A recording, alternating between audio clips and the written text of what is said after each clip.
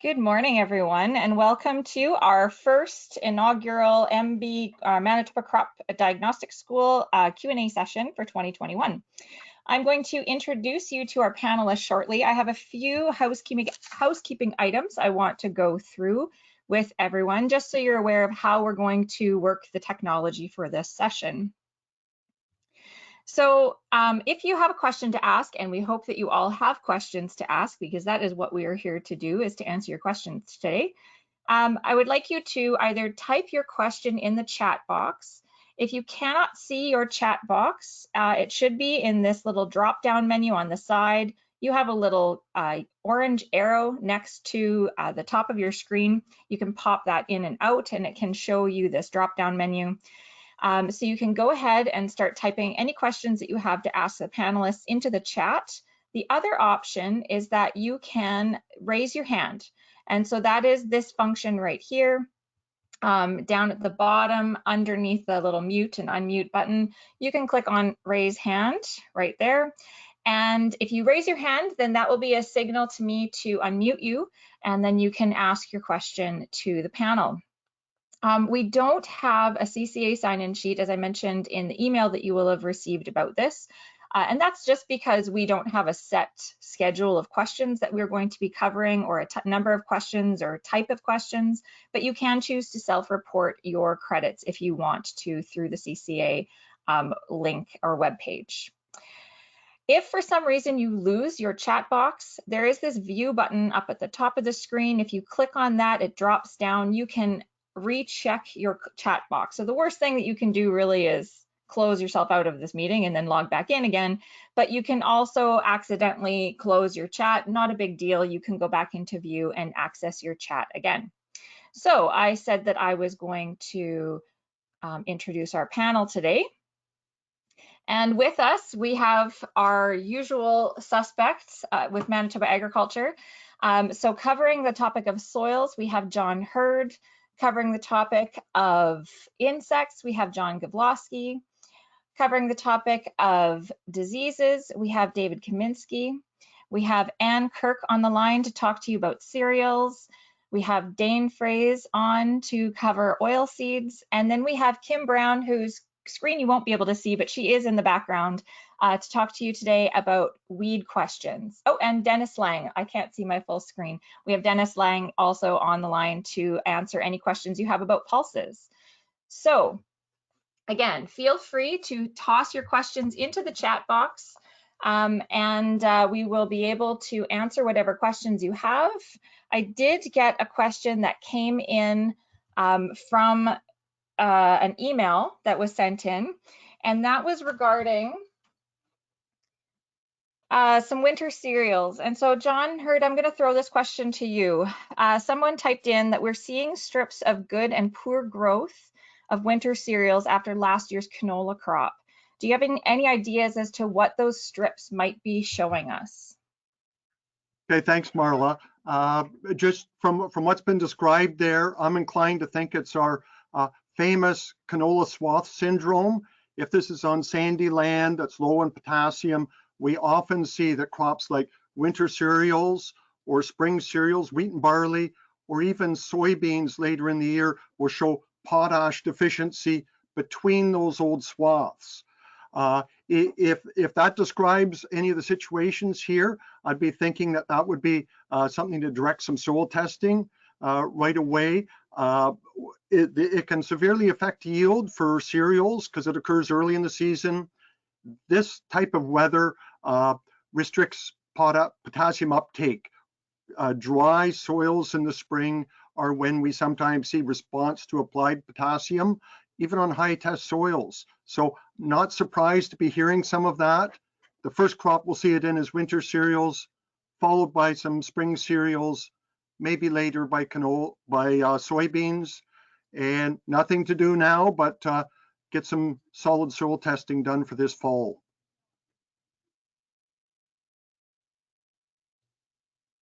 Excellent, thank you. Anne, anything that you feel like adding to that, or did John cover everything for you? No, I think John covered that really well. Excellent, okay. Always good when Anne says that you did a good job, John. Is that what you're looking for?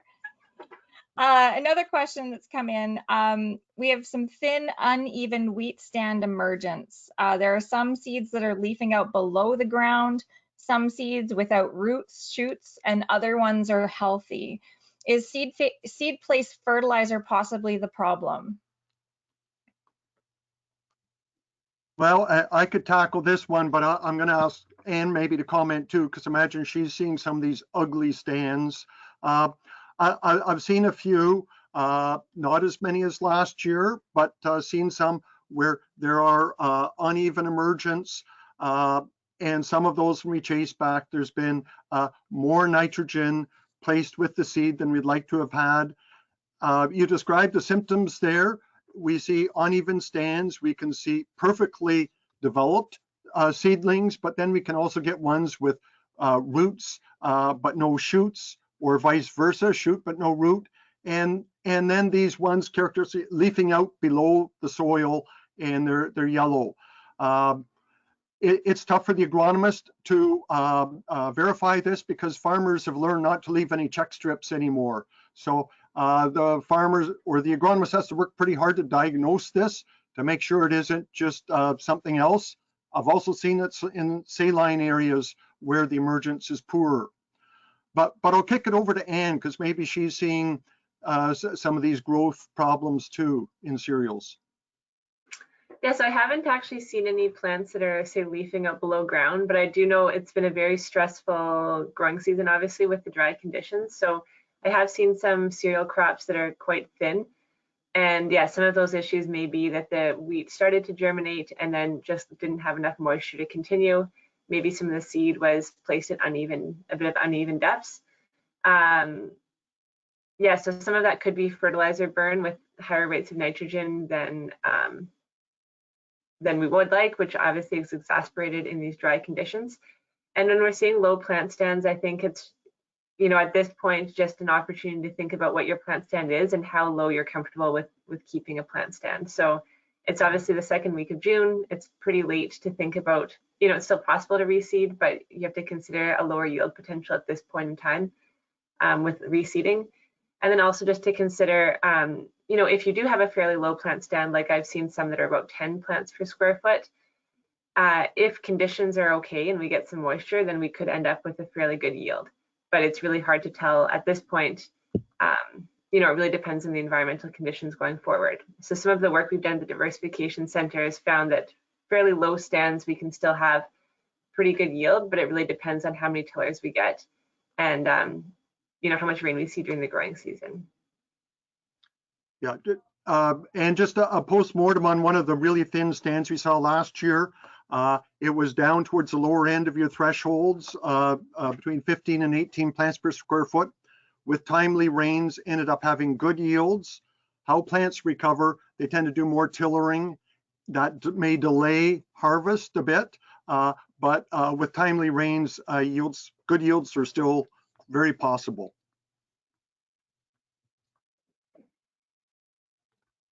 So we have a question around reseeding that came in. What would be a plant stand threshold for reseeding at the end of May or early June? No crop is specific in here. I don't know if this is coming up specifically then to cereals because the question came in now, but maybe we could cover that one with a couple of different crops. Sure, I guess I'll start with cereals then, since we're talking about it. So I don't know if there's like an actual threshold. It kind of depends on what people are comfortable with. So in the diversification centers, we looked at, say, 15 to 39 plants per square feet for cereal crops.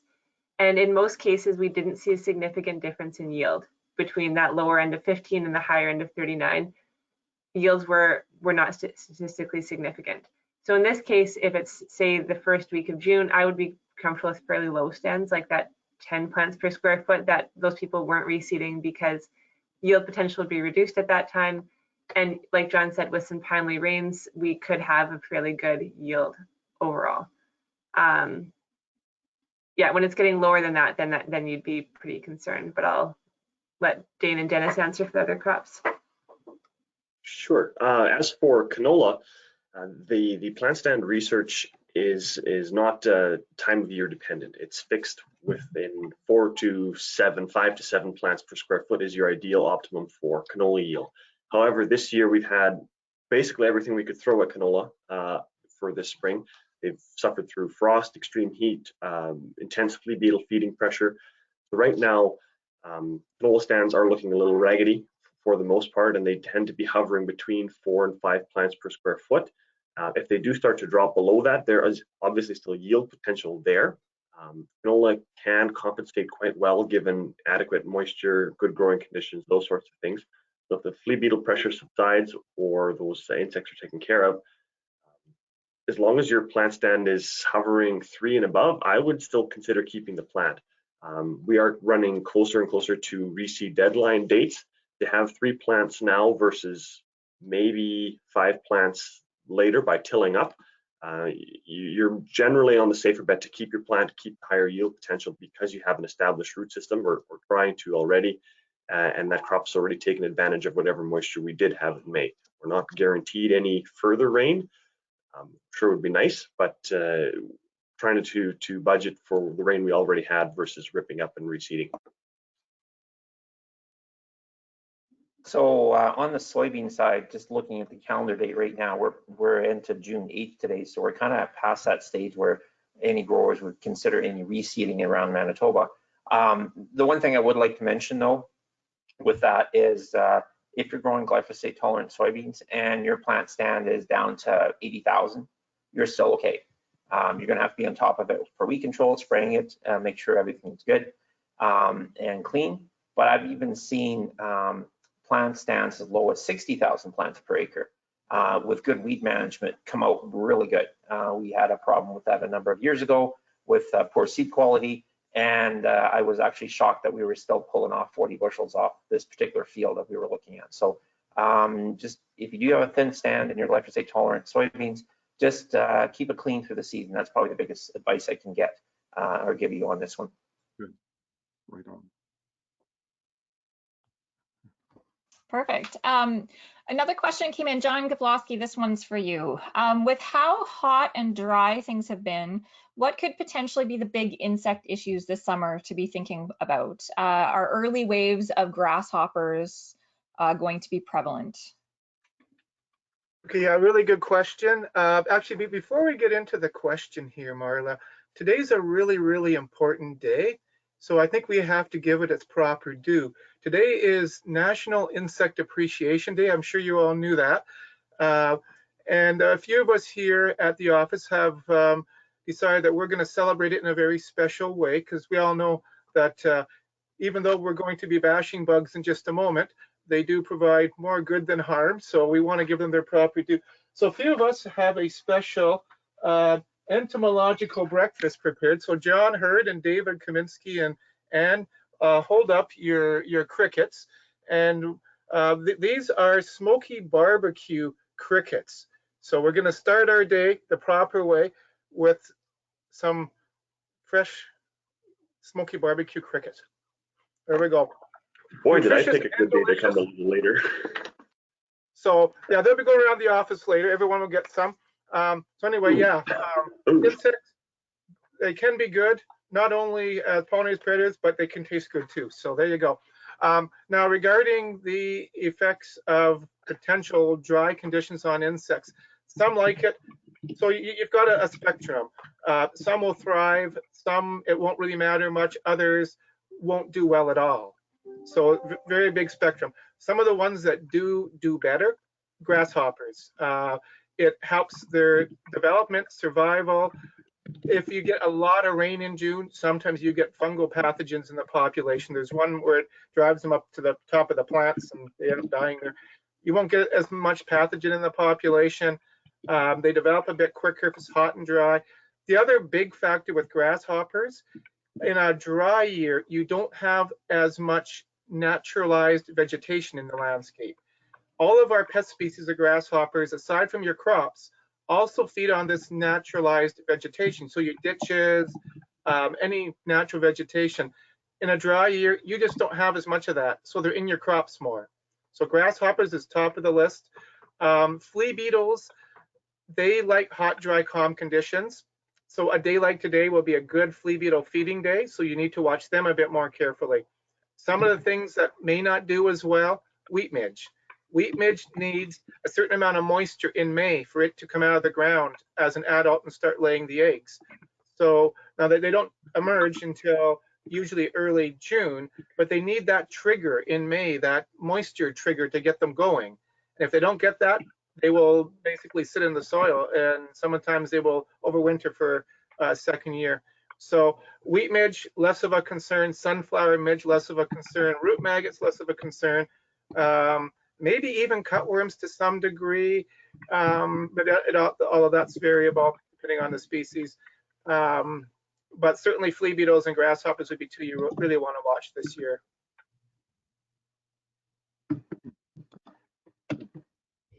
Okay, before we move on to the next question, I have to say that it's a lot more exciting apparently when it's Insect Appreciation Day than when it's Soil Appreciation Day, because I can't say that we get to have the same types of treats. Although I have been known to bring what do I call them, Red River Gumbo cookies to the office during Soil Conservation Week. I just have to also add that Kim Brown posted to the comments that the rest of the people here can't see, but she says, to tell the truth, we didn't decide to eat the crickets. John G told us we had to eat the crickets, but she also said that they taste great. So kudos to you guys for enjoying a little insect delicacy this morning. I've never had crickets. I've had chocolate covered locusts before. It was good. We're just waiting to see what Kim brings for Wheat Appreciation Day. Oh my goodness, and man, we get sidetracked fast, eh? All right, so speaking of dry conditions, because that last question was dealing with dried conditions, somebody posted and requested about living through droughts. So they've seen the droughts before, and they recognize that because of the dry conditions we're in right now, they haven't got all the N on their cereals yet. So the question then is, should I put the rest of the nitrogen on, and when? John, go for this one. You know, it's still early to call the shot and say how or if yields are really badly reduced. I think, and I'll ask Ann to mention after me at what stage cereals really are adversely affected by drought. But at this stage, I would hope that growers have, you know, 2/3 of their nitrogen on, and they're just debating about putting on the last bit. I want to have at least 80% of the nitrogen on the crop. I wouldn't withhold it all unless you have a crystal ball telling you it's going to remain dry. To answer the question, I went back, I looked at our recommendations. We have guidelines for moist, non-limited, dry, and arid. And what tends to be with wheat is that even though yields are less with dry conditions, the rate of nitrogen is not affected much. It's modestly less. So even if we move from moist to a dry type of yield potential in area, the amount of nitrogen required is not that much less. So that's why I would not want people cutting or putting on less than, you know, probably 3/4 of their full nitrogen rate. And the time to put it on cereals, good research here showed that if it goes on between stem elongation and the flag leaf emerging, we still had good yield and protein, but we need rain within several days in order to get that nitrogen into the soil, or else it's stranded at the surface and might be lost. But you know, I'll kick it over to Ann here and say, Ann, when is drought going to start affecting the yield of cereals, and what should we be looking for? Yeah, so it would start affecting the yield, you know, right from the beginning. So from emergence, at emergence and tillering, the plant's deciding how many tillers to put down per plant. So at this stage, if the plant's experiencing drought stress, then we would expect to see less tillers per plant. You know, later on, once tillers have actually formed, if there is extreme stress, the plant could start losing some of those tillers or some of those heads. The key times would be the tillering with the number of tillers put on, and then at enthesis, you know, the number of seeds that survive and the seed size per plant. So depending on the growth stage, we would see different yield factors being affected. So, you know, for many plants, it's for cereals in particular, right from emergence until maturity. We're determining, first of all, the number of tillers per plant, and then later on, kernel size, kernel number, that sort of thing. So it is good to consider that throughout the growth stages.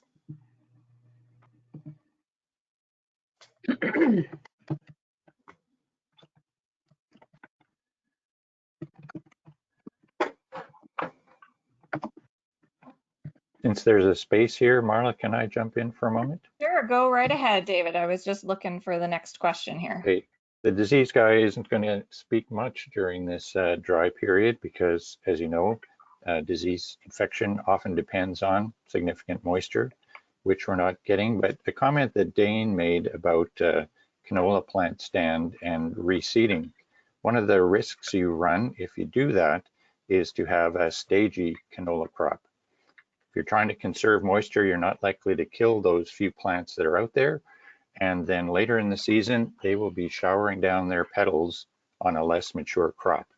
And that's when sclerotinia can take hold.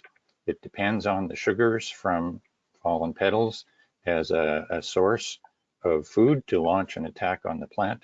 So if it suddenly got moist during the flowering period, you have both a prolonged flowering period and that source of petals from the more mature plants. I planted some canola out at the farm and it got hammered by flea beetles. So it was a very thin crop, and Dane helped me to reseed into that crop to conserve moisture. We just went right down the rows, but there are a significant number of plants from the first seeding. So as we often do at the diagnostic school, we break it so you don't have to fix it. And maybe later we'll show you the effects of a two-stage canola crop.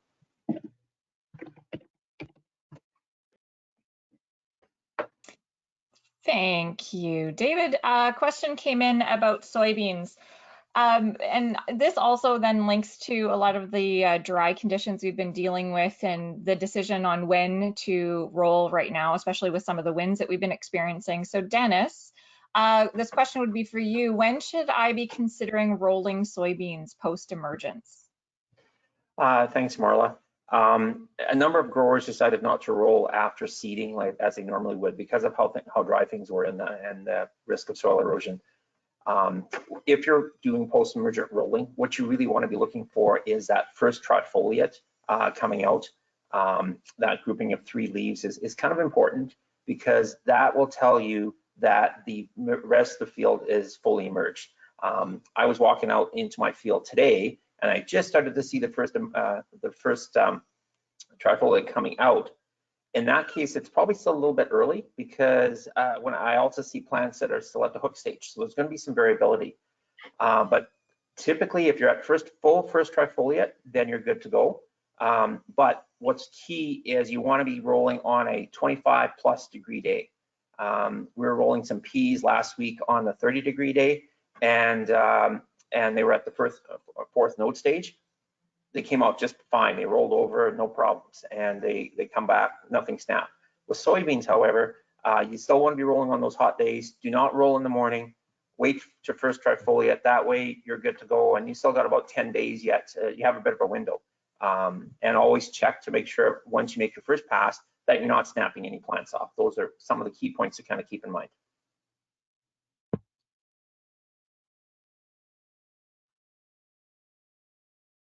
Or it takes me a second to unmute myself. Okay, thank you. There's a question that also came in now about the heat. Again, heat is going to be a theme, I think, for a little while. We're getting a lot of calls about herbicide injury with producers trying to spray in the extreme heat. So I guess there's going to be 2 parts to this question. One is, what should we be thinking about, Kim, in terms of dealing with spraying in hot, dry conditions? And then the other part of this question that's come in is, have you ever seen biostimulants or any other stress relief products truly help, or are they more of a waste of money? Okay, thanks, Marla. And thank you, John Hurd, for letting me sit at his desk and use his webcam because mine's not working.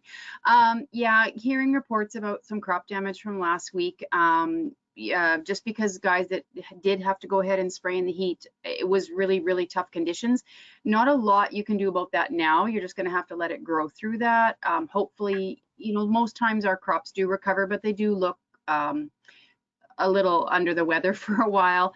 And again, we do see some crop damage. You'll see some whitening, some burnt leaf tips type thing. Just a combination of, you know, they don't have time to, or they have the way the chemical metabolizes and stuff is just a little harder on them. So even some of it, sometimes our herbicide tolerant crops, they're not immune, they're tolerant.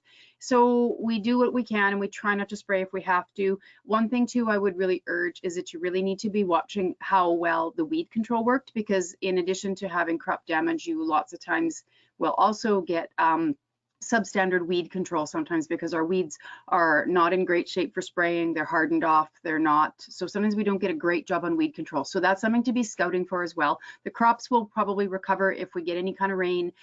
They will recover, and hopefully, you know, that will happen. The biostimulant thing, yeah. Honestly, I have never seen any research on that. Any research I have seen actually has been done in greenhouses in controlled environments. And yes, I think in a controlled environment, some of those products can work. I think in our outside environment where we have a lot of different things going on, I have never seen anything that they will work. I'm really not a fan of spending money somewheres on something that might work or could work, where I know there's places we can spend our money on things that will work. You know, just sitting here in John Hurd's desk and thinking about phosphorus and potassium, I think another $10 an acre would probably do a really good job on putting some more phos or maybe some potassium back in the soil. I'm just maybe save that money and upgrade a piece of equipment on the farm. I'm just not a fan of spending money on something that I have not ever seen work. And really, we don't have any evidence that it will work large scale in an outside environment like what we're spraying our fields. So.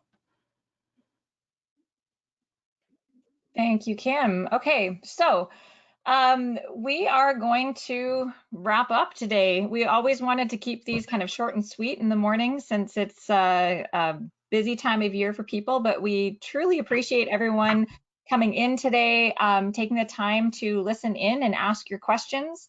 We will be back next week. Again, this is going to be a weekly event that runs until the end of July, depending on the season. We may extend it beyond the end of July, but it will all again depend on what happens in the season. So stay tuned, come back next week. You can bring your questions forward again to our panelists as we work our way through the growing season.